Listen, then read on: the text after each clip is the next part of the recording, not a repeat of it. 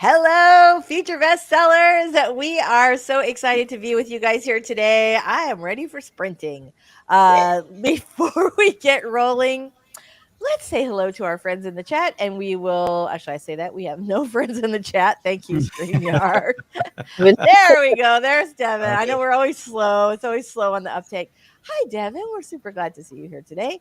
Robert, tell us a little about you and your awesome channel before we get started today. My awesome channel is The Story Detective, where I put various forms of storytelling under a Sherlockian microscope and break down the craft for the viewer to make their craft journey easier. Speaking of which, that's what I'm working on today. It's a planning day, and I'm going to start planning some of those videos. I've got 5 out of potentially 12 in mind, so I'm working on number 6 today. Excellent. Good job. Very nice. And we also have our fabulous and talented Michelle Schusterman here today. Tell us a little about you and your awesome channel. I'm Michelle Schusterman. I write young adult and middle grade novels, and my channel is writing workshops, traditional publishing chat, and writing blogs. Very nice. Very, very nice. Thank you so much for being here. And hi, thank you. I don't know why I'm so formal today. Hello. May I introduce our guest? Hi, I'm Lisa Daly. I write contemporary romance and nonfiction advice. And on my channel, we talk about how to write a book you're super proud of and get it published. Let's say hi to our friends in the chat. Daisy's here today. Hello, Daisy. 88 Green is here. Come to join for the first 20-minute sprint, and I must get ready for sleep. 88 Green, we are so excited to see you here today. We will be sure to get to that sprint right away. Mary's here. Hello, Mary. Very, very glad to see you today.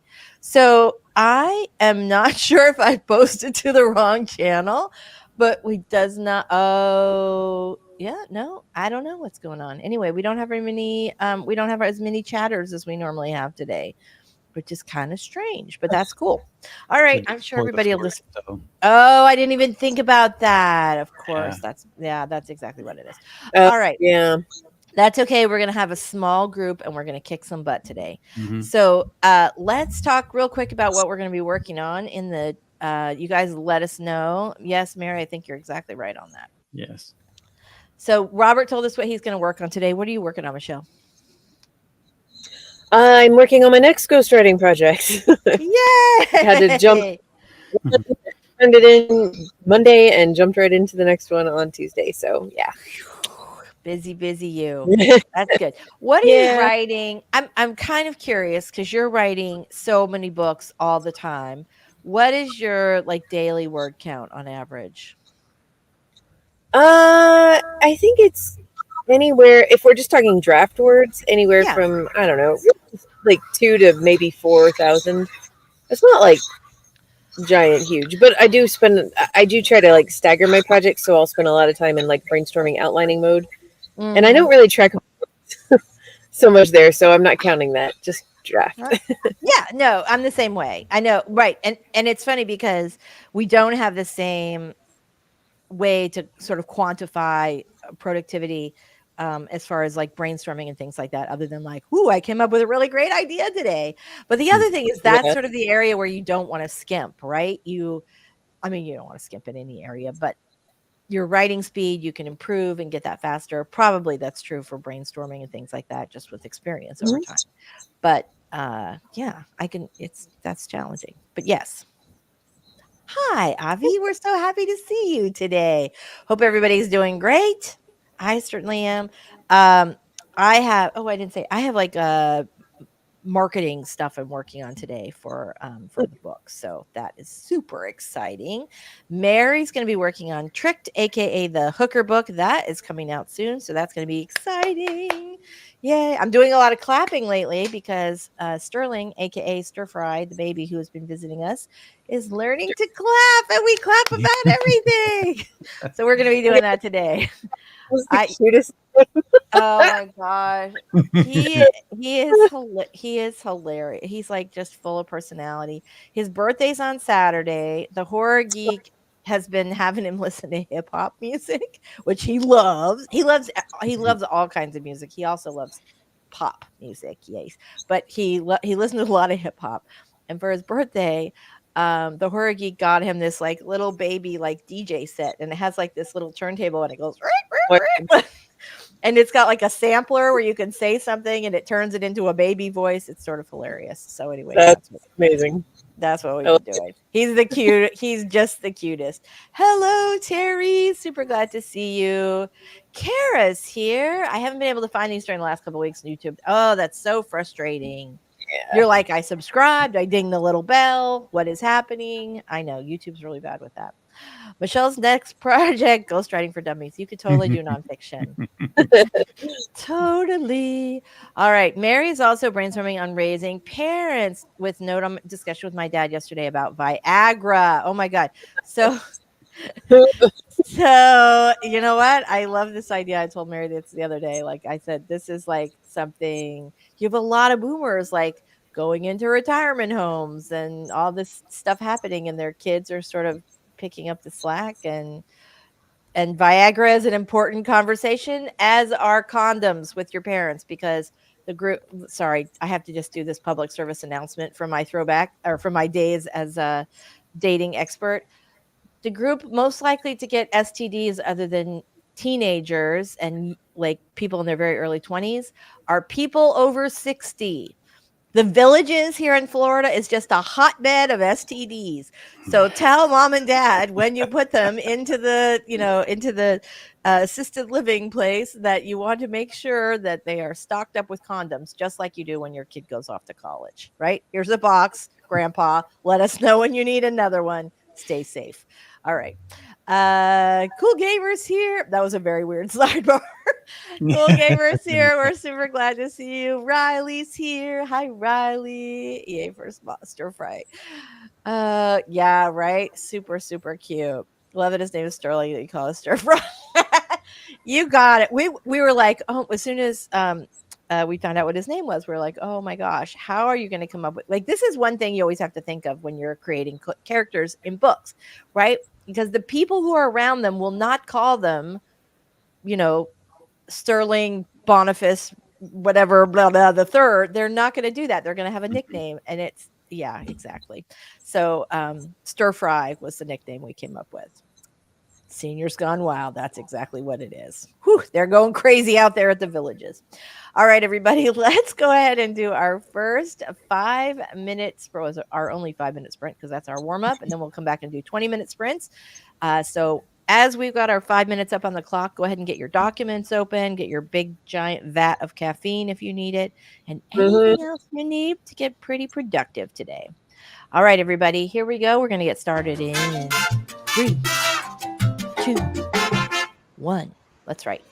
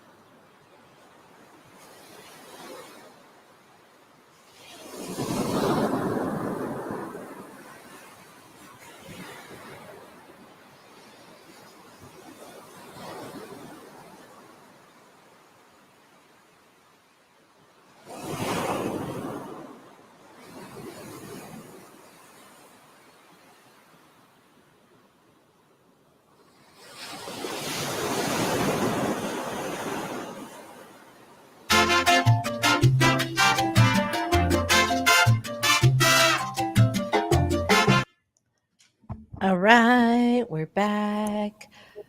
Okay, let me just get rid of that and this. Okay, fantastic. How did everybody do on that first sprint?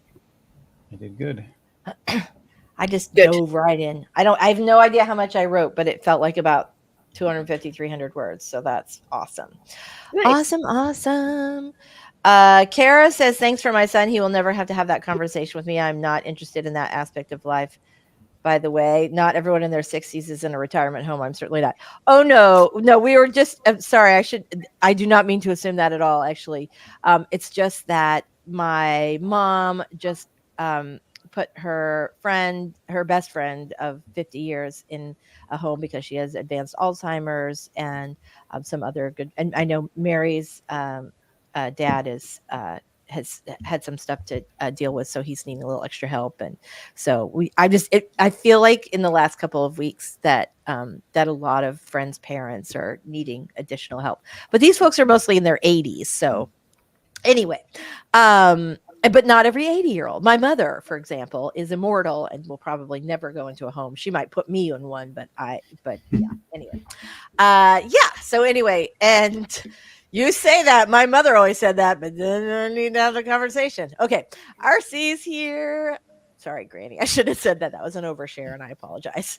RC is here. Very nice to see you. 88 Green got 79 words. Woohoo!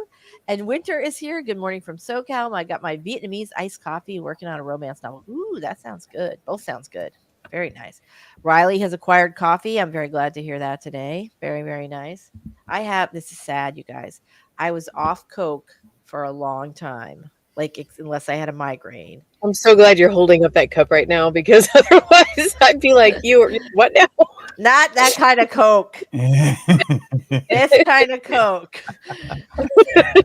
It's only been 4 years, you guys. Okay, so yeah, Coca-Cola, right? And this is a terrible addiction that I've had since college, and I have on many occasions tried to break it, and I have, and then something happens and I go back to it. But this time it had been like a year, and now I'm drinking 87 Cokes a day. So while this baby is here, so yeah. Anyway. Uh-oh. Oh my God, we're having some Yeah. things today. It's me. The ghost has taken Lisa. Oh, there she is. I can seriously. This happened last week where I just disappeared. I don't know what it is. They're doing a lot of construction at the front of our community, and I wonder sometimes if that's why the internet's not worked great. Oh, look at that, Kara! I had no idea. That's awesome. I think it takes just special kind of patience. It was really hard. My mom's best friend, who went into the assisted living facility, she'd been my mom's best friend for years. She's like a second mother to me. And just spending time with her when I was in Denver for Readers Take Denver, so much repetition of questions and things like that. And I think anybody who feels called to work with people with dementia, I think that's just incredible, because you really have to be a special person to do that. Yeah. All right. So you guys let us know in the chat what you are going to be working on today. I'm going to get us set up for our very first sprint, because I am anxious to work today. Yeah. All right, here we go. All right, we've got it. Okay, everybody, let's get ready to do our first 20-minute sprint. And if you have a second before we get started, or after or during, drop a note in the chat. Let us know what you guys are working on today. We're super excited to hear all about it. All right, here we go, everybody. We're going to get started in 3, 2,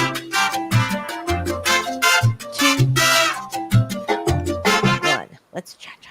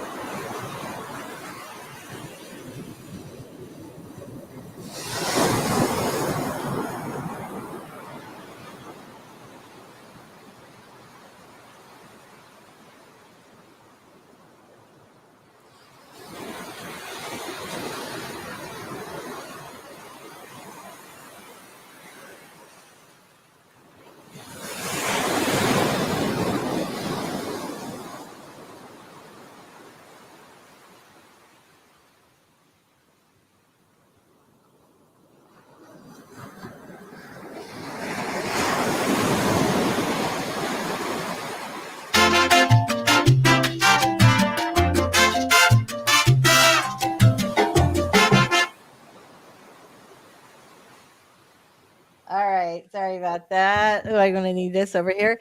Um, I was like so in it. Oh my gosh, you guys, just like completely lost in what I was doing over there, which I love that feeling. How did everybody else do? I did well. I got Yeah. part one of my tasks done, which was transferring some stuff to start printing up my last draft because I'm going to be reading through it soon. So I wanted to get that all together in one file. So accomplished that. Very nice. I always love to do my first like read through on paper Yeah. because I think you see so many different things that you miss on a computer screen. Um, it's just for me. Plus, I end up keeping those like initial drafts. Like I have a big manuscript cabinet, and I keep those initial drafts with all the notes on them and all that. Just because I love to do that. Anyway, how about you, Michelle? Do you prefer to edit on paper or edit electronically? Oh, can you hear us? Is that for me? Sorry, I don't Yeah. know. Can you Yeah. guys No. hear me? Yeah, we can hear you. I was just saying that Okay. Everything was yeah. too bad. Oh, sorry about that. No, I was just asking, No, do you prefer to edit electronically or on paper? Like your first edit? on paper, the big edits. Yeah, exactly. Yeah. How about you guys in the chat? Let us know how you're doing. 88 Green, writing the end of my contemporary romance, but won't finish tonight. Congratulations. That's fantastic. Yeah. That's really great news. Love that. Hold on. You know what? That calls for something exciting. Ready? Congratulations, 88 Green. We're very proud of you. Miss Texas G is here, working on first draft. Very nice. Very glad to hear that. 88 Green got about 314 words. Yay! Super excited about that. Very, very nice. How did everybody else do? Let us know in the chat. I have no idea. I'm just writing this big piece, so I have no idea how many words I got, but I'm feeling good about it. Riley's here working on my YA sci-fi thriller today. Yes, love that. Love that. That is absolutely fantastic. So, I have a question. So, what's interesting to me is that I read something the other day and then I read something else like yesterday. And they both said like, "Oh, you're less likely to see money right away if you are independently published versus or self-published versus traditionally published." And I thought, well, aside from the advance, which definitely you're not going to get an advance in independent publishing for sure, but unless you do a Kickstarter, which I guess is kind of like an advance, isn't it? But But the thing about traditional publishing is like, yep, you're going to get your advance like 2 months after you sign the contract. That's how freaking long it takes. It takes them forever to get you a contract, and then it takes them forever to get you your money after the contract, even though it's the exact same contract, no matter what publisher you're with a couple little strike throughs that your agent is able to get you. But for the most part, it's the same freaking thing. And other than that, it's going to be like to earn out your advance, even if your book is selling like gangbusters, they hold some back for reserve against returns. And so they'll kind of hold a little pot of your money for that. And then I always say this, it's a quill and ink business. Publishing is.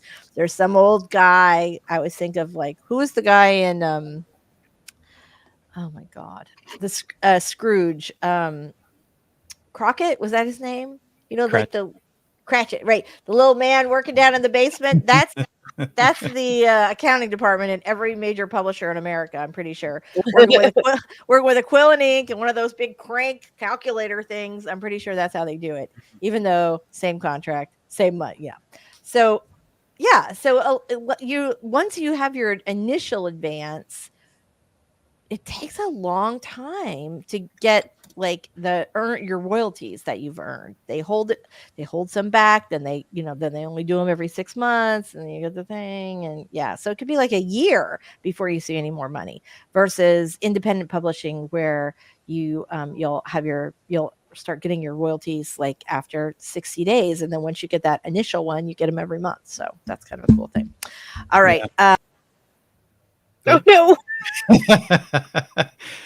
think the updated version of the accountant and publishing is everybody's on a coffee break and it's like, should we do some work this afternoon? Checks calendar. Mhm. It's only been 3 months since that last batch went out. We got time. I'm sorry I keep disappearing. You're what? Sorry. I said, it's so much worse too. It's like they use vacations. You get a 2-week vacation. That doesn't. It's not a 3-month vacation. Why does everything shut down? Yes. Yeah. Yes. Got that. Riley got 420 words on our last sprint. Yay! That's absolutely fantastic. 88. Well, go to sleep, 88 Green, but we're very glad you made it.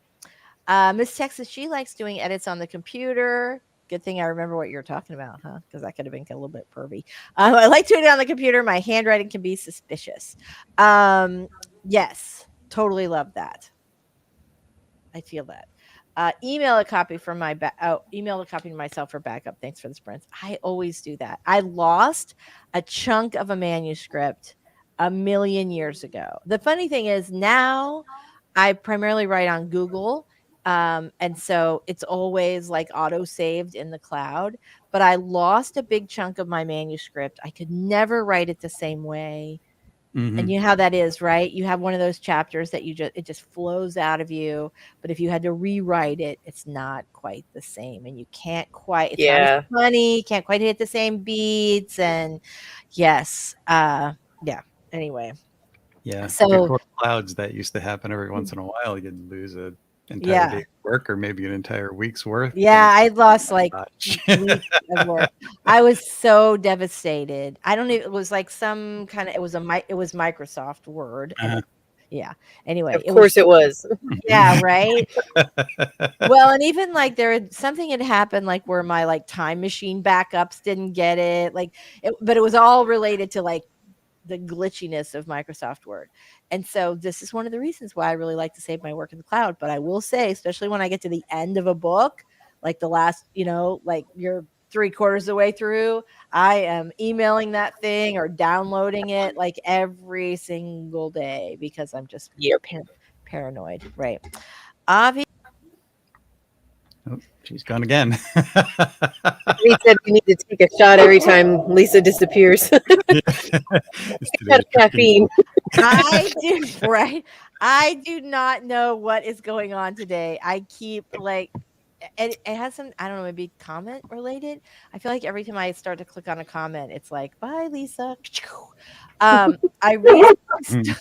recently started trying out Scrivener. There are so many functions in it. I used Scrivener for years.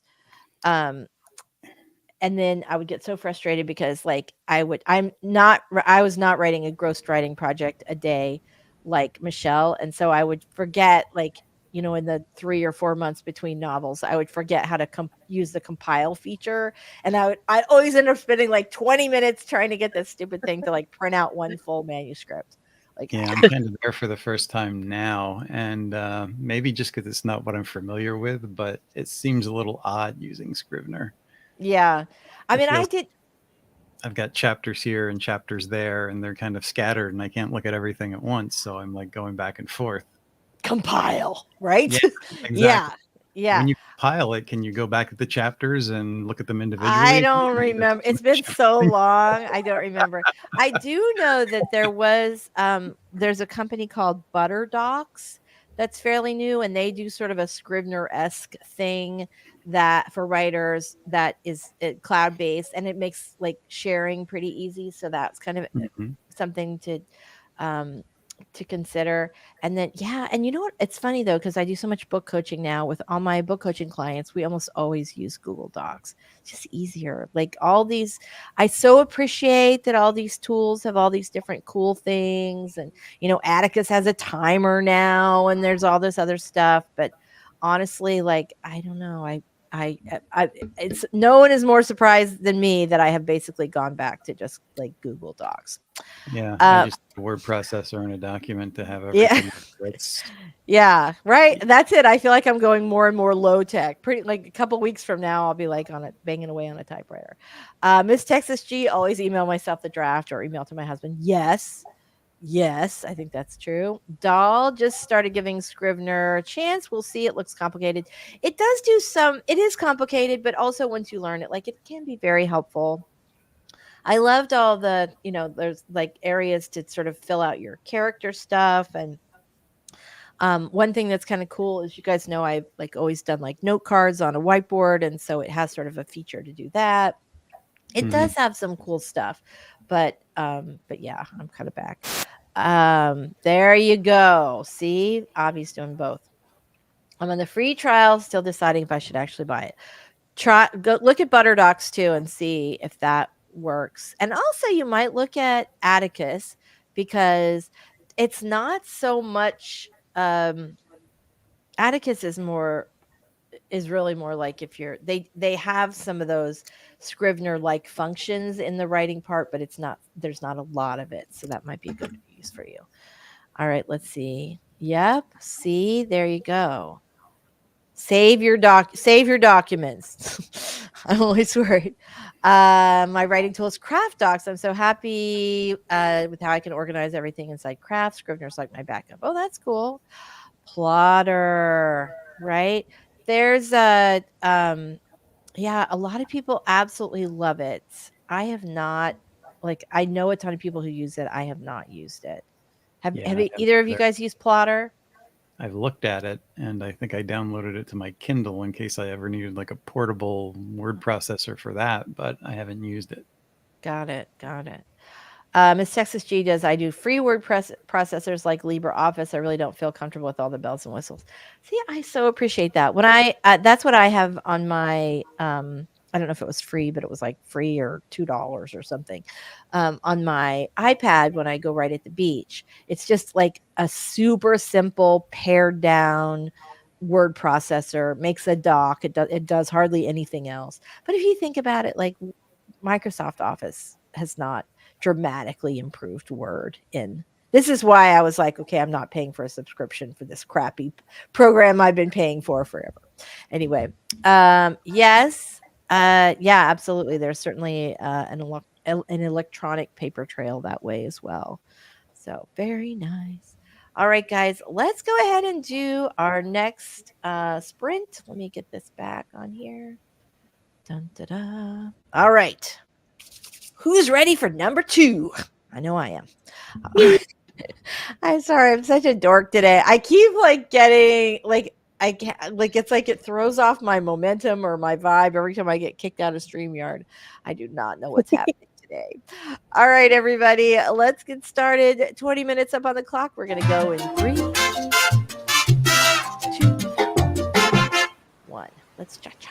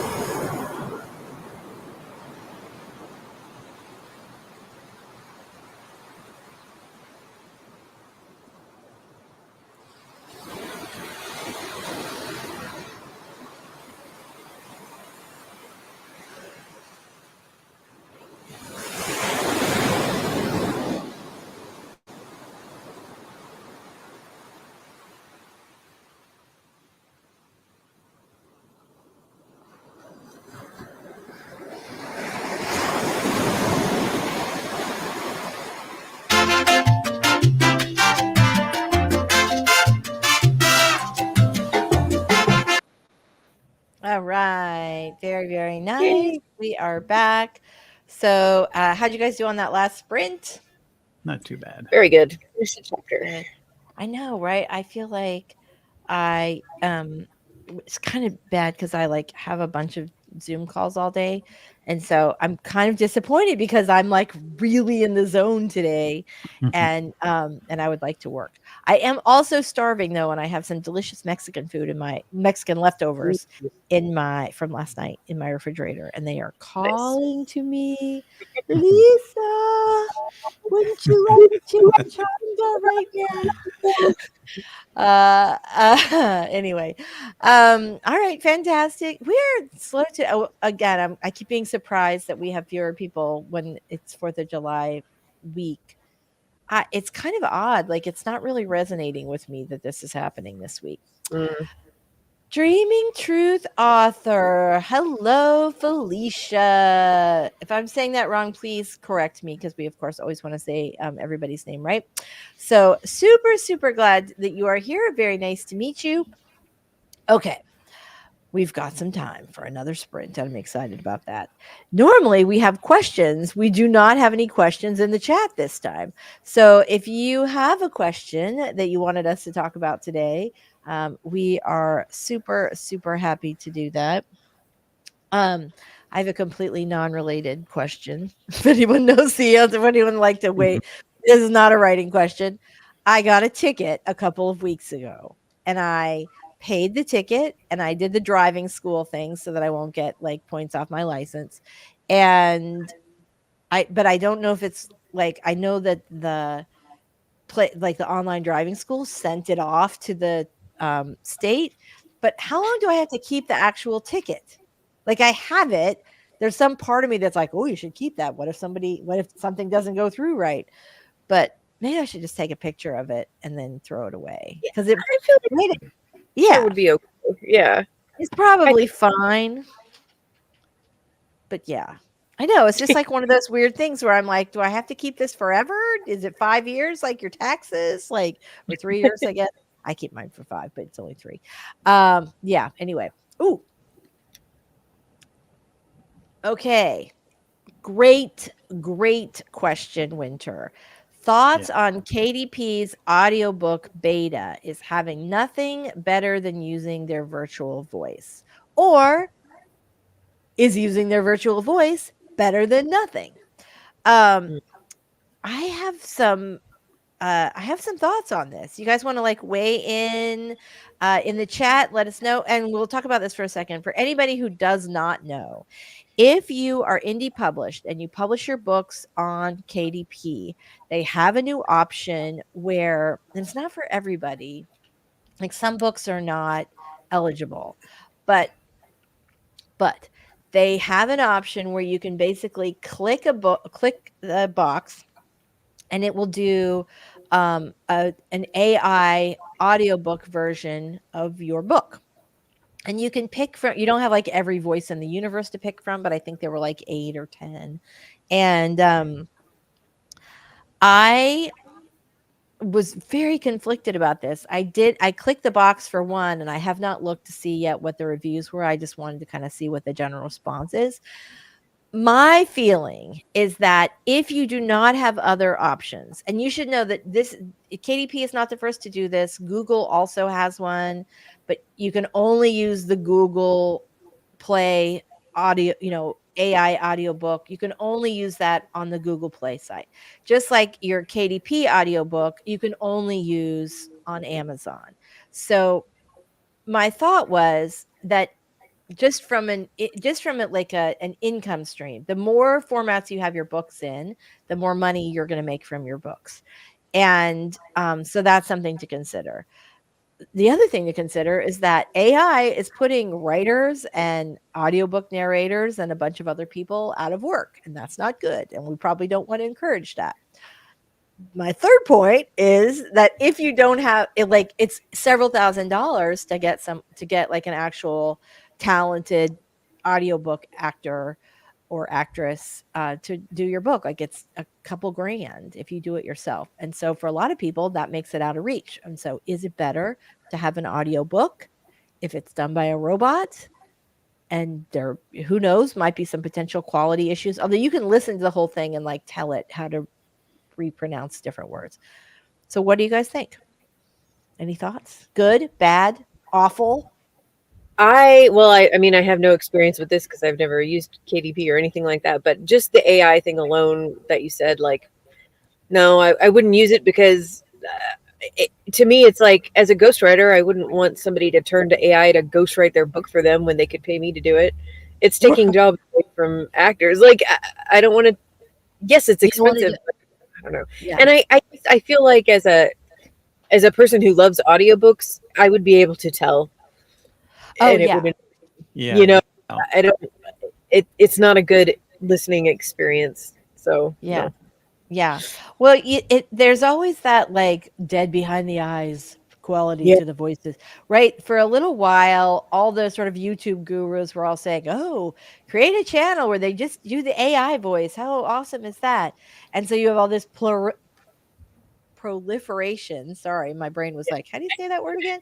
A proliferation of these faceless AI channels that all read to you in that they all love the British voice. So they all read to you in these British voices. And and it's kind of, I don't know, maybe the reason that Americans like the British voice for AI is because it sounds different enough and that you're not constantly reminded that it's a robot. It's nothing. Yeah. I know. But let's think about this from like a different perspective. If you're an author, an indie published author, you're trying to make a living, you'd like to quit your day job someday, and the audiobooks, the audiobook market is one of the fastest growing markets for books. It's expensive to enter. And if you can make some extra, and also there's less competition there because it's expensive to enter. And so if you can get your foot in the door without paying anything extra and have an extra format of your book, I think a lot of people will be tempted. I did on one of my books, I checked that little box because I wanted to see like what happens. And unlike something like, KDP also has their, oh my gosh, it's escaping me. They have a revenue share program. And I cannot remember ACX. Thank you. They have a revenue share program called ACX, where if you have written a book, you can work with a professional audiobook narrator, or a semi-professional, or an aspiring audiobook narrator, depending on who you pick. And they also get, and they get like half of the royalties. That's sort of their, and you have to, you sign a partnership agreement with them that I think lasts for 5 years or 7 years. And so that is another way to get an audiobook produced for no money out of pocket. But again, you're tied to this person and giving them half of the royalties from the audiobook for, quite an extended period of time. So I know it's quite a challenge. It's quite a challenge. Dahl says I can definitely tell the difference between a human voice and an AI voice. Absolutely. Lisa also told me how if you want to narrate your own, it's super hard to get a high enough recording quality and get blessed by the powers that be. That can be really, really challenging. Really challenging. There are a number of courses on how to do that. If you have some experience, you can definitely do that. And sometimes you can record it yourself and then have someone else, like have a professional mix it, which is a lot, and put all the files in the proper format, which is going to be a lot less expensive than if you're going to a studio. But yes, it's challenging to do it yourself. I did narrate one of my own books, a nonfiction book. I would never narrate fiction because I think you have to be an actor to narrate fiction well, right? But nonfiction, I think people are super comfortable with hearing the author's voice. So, but I did it myself. It cost me in the studio approximately the same amount of money that it would have cost me to have a complete strain, like having 15 Minutes of Shame, which is a much longer book, paying for a professional actress to do that narration cost me about the same amount that non-professional me. And I had experience in broadcast, right? I was on television for 15 years, but I still flubbed it up a lot in a way that an actual audiobook narrator would not, or at least that you wouldn't have to pay for because they do that. But you can buy equipment, and one of the biggest things is like sound muffling and not getting the echo. And so if you are trying to do it, the best way to do that is to do it like in a closet. So I have professional equipment. My original plan was to do the recording here. I will let you guys know on the event that I ever pull the, like pull the pin on that one. All right. Miss Texas G says, I think it should be up to the individual writer. If the quality isn't good, don't use it. But at some point, the technology will improve. Then what? That's where we are, right? The technology is like we're running and it's still trying to catch us, but especially for authors. But yeah, it's not very. It's getting better. I would say, it's a useful tool for some people. I mean, if you really need to get some money to afford to pay a writer. But my other thought is there are so many different communities out there, and we never look across the fence to see the other communities. I'm sure there are voice actors and communities for these things. And yeah, you might have to share royalties, but it might be good to do that for your first book. Yeah. You can generate a little bit of income. Yeah, absolutely. Absolutely. Absolutely. Well, and then you're not putting a narrator out of business, which I really do appreciate. Kara says the AI voice always makes me think, hello, fellow humans. I'm here to read you a story. Yes. Exactly. Ma says, is it really all? It's not really all British voices. I just feel like it's, this is me exaggerating, being my little hyperbolic self. It's not all British voices, but I do feel like there are more British voices. Yes. That it's American channels choosing British voices. Yeah. I quite often hear American ones and they sound fake. I think that's why they picked the British ones. I think the British ones probably sound fake to British people, but they sound less fake to Americans because a British accent already sounds fake to Americans. That's why I said that. It's probably true, but you know what? I totally dig the British accent. I heard one say Alabama. Yeah. Yes. Alabama. It's always one little word that'll slip in there that you're like, wait, what? Oh. Yeah. Yeah, exactly. Daisy says people who use 2x voice speed for audiobooks probably wouldn't mind since obviously they don't care about the quality. They just want to hear the story as fast as possible. Do people do that for audiobooks? I have heard that as like a productivity guru hack. If you want to read more books, like listen to them on the fastest possible speed that you can still comprehend. I will admit I do that for YouTube videos. Like I would totally do that for nonfiction. I would not do it for fiction. Exactly. My challenge with just reading fiction is that I already read so fast that I'm disappointed, like that I'm going through the book so fast. I had a teacher in 3rd grade that taught all the reader kids how to speed read, and I cannot stop myself now, which is great. It was great like in college, or if you have a big stack of crap to read that you really don't want to read, it's fantastic. But if you're like in your tub reading a great story, not wanting to burn through all the pages super fast, it's like trying to like play games with your own brain to like make yourself slow down. So I would never do that with an audiobook for sure. Yeah, it totally messes it up. I tried to do it with something that I was trying to get through fast.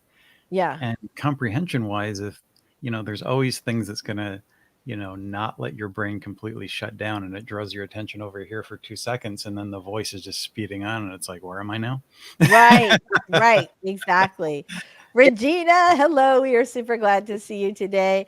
Winter wonders if audiences have different expectations. Maybe spicy romance readers like the distance from a real voice. I wouldn't do AI for fantasy or kid lit. Yeah, that's interesting. I don't know. I think people who read spicy romance, as a person who writes romance, I don't think they want the distance. I don't either. I think they're like, give me more. I will tell you. I shouldn't say I feel like. The fact is, every time I do a book event, they're always like, I keep ramping up the sex in my books. And every time I put out a new book, they're like, oh, I was hoping to be spicier. And I'm like, what the? Like, I could go like full on total smut. And I'm still, it's because I'm a nice girl deep down, I think. Anyway, love this. Yes, absolutely true. Absolutely true. Mary says I'll read audiobooks a little faster if sometimes the reader's kind of slow. That is true. Sometimes I'm a fast talker, and so sometimes if the if someone's reading in a way that's slow. I do it so that it's less uncomfortable. Yeah, I only had one that was really slow that I bumped it up to like 1.5 speed just to get it sounding normal. Yeah, yes, exactly. I do. Yeah, I totally do that. Right. So it sounds like you, right, like you want it to Hmm. sound. All right. Matt Maz says I would find it hilarious if AI started using like regional British accents. It would be a glorious train wreck. I would. That would be awesome. But this is the thing, right? So it sounds like Americans, for the most part, like we can tell the difference between a more like sort of posh accent and a more sort of Cockney accent, but but that's it. Like that's as close as we get. Yeah. All right, here we go. Just one second. Let's see. Notice one male actor did women's voices faster than men, so I had to dial back the speed on the women's voices. Not sure about what Wow. well, that's interesting. Well, he was probably doing higher register, and I think that higher means doesn't it your vocal cords vibrate at a faster level to get a higher Yeah. voice? So maybe that's it. But that's really interesting. That's a really good observation, Mary. Very nice. I did 4 times the speed for my old professors during COVID lectures. You are not the only one, I'll bet. Love, love, love that. All right, guys, let's go ahead and get started with our very last sprint of the day. Let me share this screen. Oh, we're already on 2. Hold on. All right, everybody, here we go. We're going to get started in 3, 2, 1. Last sprint, make it count.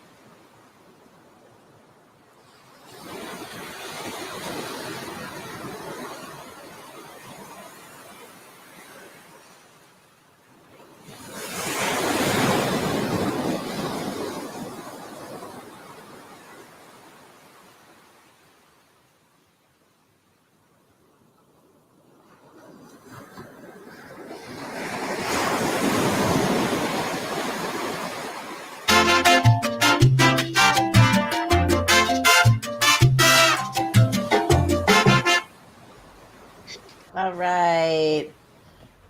Here we go. Can't get the screen off. Okay. Oop, that's helpful.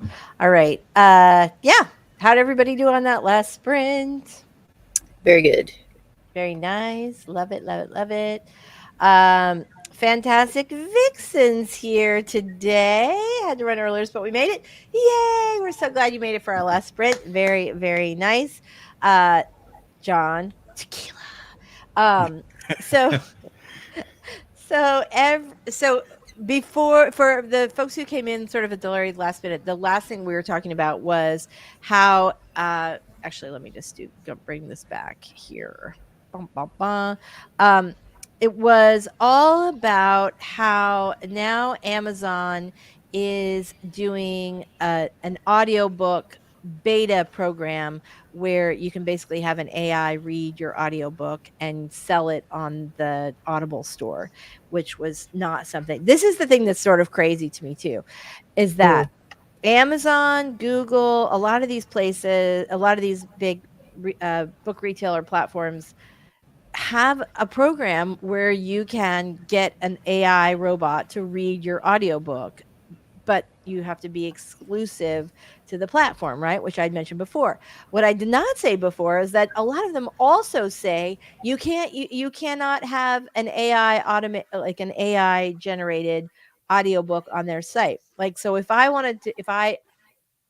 let's say had a friend who had an AI bot who was going to do the greatest audiobook ever from my book, and I wanted to upload that to KDP, I could not. I could only use their system, but I can't sell theirs anywhere else.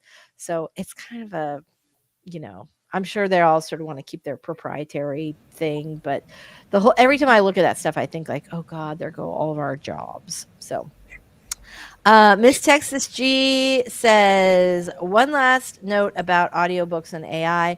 Voice actors in general will always be needed. I bet in the future the two will marry, live actors' voice enhanced by AI. Well, that's kind of true. Just think about like auto tune and things like that. I don't know though. There's a have we talked about Upload on this show before? So Upload is a show that's on, I think it's on Amazon. Basically, it takes place in the fairly near future, and the idea is that like instead of dying, you have your consciousness uploaded to this cloud, and you can still communicate with your loved ones. They can visit you with like VR glasses and things like that. And one of the characters in the show is like a so all these people who are dead like are staying in this virtual hotel, right? And there's the employee of the hotel is a million different people. So like it's one guy's face. So you have one guy, the same guy, he's 87 different bellmen, he's the head chef, he's the massage therapist, he's this because he's AI. And later in the show, we meet the real actor of, who was that AI face. And he was like that. Yeah, they paid me $300 and they can use me forever. And that's what to me feels like will happen, that and this is something when the Actors Guild was, really railing against kind of how AI would be used and all of that. This is one of the things they were worried about, that you would pay an actor to use their voice or likeness once, and then they could regenerate George Clooney for 1,000,000 years after he's dead. And that felt like exploitative, which it does to me. And that is where that's, a teeny bit. And that's what I worry about. Well, and also you guys remember when there's that face tuning app that turned out to be like a Russian app. It was extremely popular, but what people didn't do was read the fine print. And basically, if you use this face tuning app to make yourself, look a little prettier, thanks to AI, that they owned the company that made the app like owned your likeness. After that, if you use the app, then they own your likeness. And it was like, what? Do people know they're giving that away? So yeah. Vixen says the show Upload is so cool. It is. It's pretty interesting. It's a fascinating. It's fun. It's kind of funny, but it's like it really does make you think. Like, oh God, is this where we're headed? So anyway, All right. Before we go today, let's say our goodbyes. If anybody has any questions before we go, drop them into the chat and we'll try and get them in the last 1 minute. But before we do that, let's go ahead and say goodbye. We'll start with you this time, Michelle. Tell us a little about you and your awesome channel. All right, I'm Michelle Schusterman. I write young adult and middle grade novels. My channel is Traditional Publishing Chat, writing workshops and writing vlogs. Thanks, Lisa. Thanks for being here as always. Robert, tell us a little about you and your awesome channel. My channel is The Story Detective, where I put various forms of storytelling under a Sherlockian microscope and break down the craft for the viewer. I did get a video outline, so I have 6 now. This one's a little fine tuning, but moving forward. Yay! Yay! If Sterling were outside, he would hear us clapping and he would be like, yay! So thank you guys so much, everybody, for being here and being the brave ones who I don't know, who showed up today, even though it's a holiday week. Yay! So thank you guys so much for being here. We will be back next Wednesday. Anybody have anything to say before we go? All right. Nope. We love you guys. Thank you so much. And we'll see you next week. Bye, everybody. Take care, everybody. Keep those keyboards